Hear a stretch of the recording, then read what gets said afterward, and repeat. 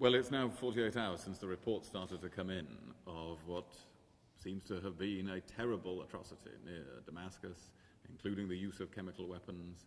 And people will have seen some of the film footage of the people, including so many children affected and clearly many hundreds of people killed. This is not something that a humane or civilized world can ignore. Our priority is to make sure the world knows the facts of what has happened. And that means the UN team that is in Damascus, only 20 minutes travel away, being able to get there and to investigate. The United Kingdom called the meeting of the UN Security Council on Wednesday night, and Security Council members expressed their support for the UN team to go there.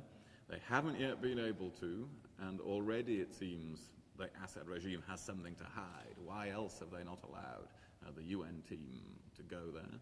But of course we hope they will be able to go there. I discussed this morning with the UN Secretary General, Ban Ki-moon, and he agreed that time is of the essence, that he is pressing for the UN team to be able to gain unimpeded access to the site. He is sending other people to Damascus.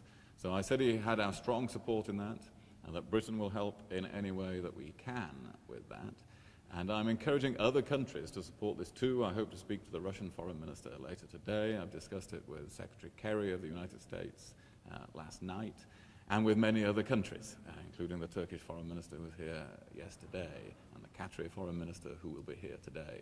So this is our priority at the moment, to make sure that a UN team can investigate on the ground and establish the facts. If that doesn't happen, though, within some days, since time is of the essence in these things, the evidence will deteriorate over a matter of days, then we will need to be ready to go back to the Security Council to get a stronger mandate and for the world to speak together more forcefully about this so that there can be access.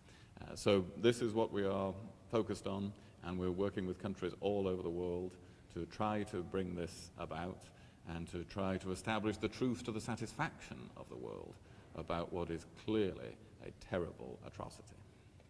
Foreign Secretary, you know 100% certain in your mind that it was a chemical attack, and are we any closer to understanding who was behind it? Well, the only possible explanation of what we've been able to see is that it was a chemical attack.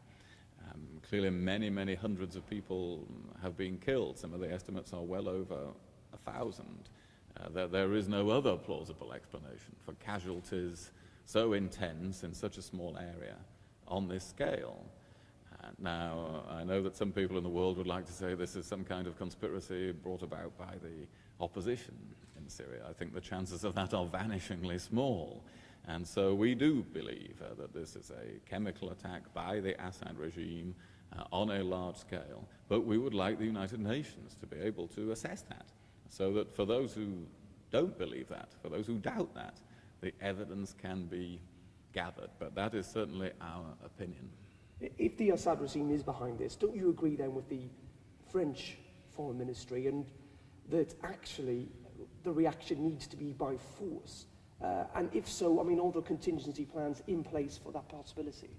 We always have plans for many contingencies, and we don't go into what all those contingencies might be for obvious reasons. Our focus now has to be on getting the UN team into there. That, I think, is something around which the whole world should be able to unite, and so that everybody can find the facts. So that is what we will continue to work on over the next few days. But of course, we don't rule out any options for the future. Any option that complies with international law and could save innocent lives. We have to be open to those options. But decisions about that would come later.